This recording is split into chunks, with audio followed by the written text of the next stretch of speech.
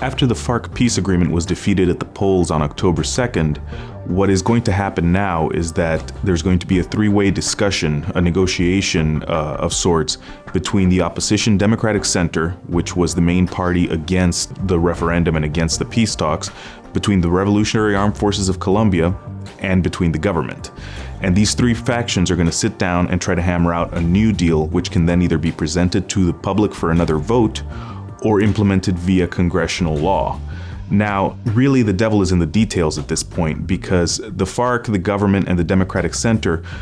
don't see eye to eye on every single point of a new deal. For example, Democratic Center would like to see some sort of penalties, potentially criminal penalties for the FARC, while the FARC would like to demobilize without facing any threat of jail time or even an alternate criminal penalty. So it really depends now if over the next few months, both sides that are really at odds with each other, that is the FARC and the Democratic Center, can hammer out a successful agreement towards an eventual deal.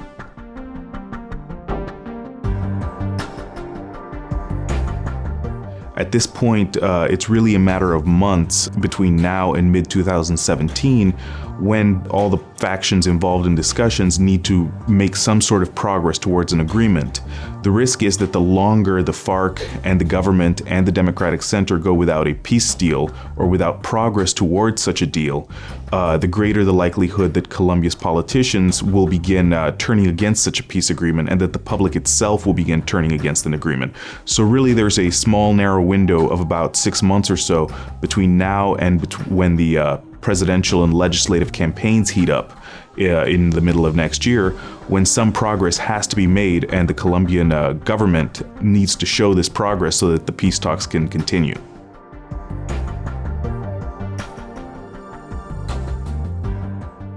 It's very plausible that the Democratic Center, government, and the FARC are going to reach some sort of agreement. At this point, it really depends on what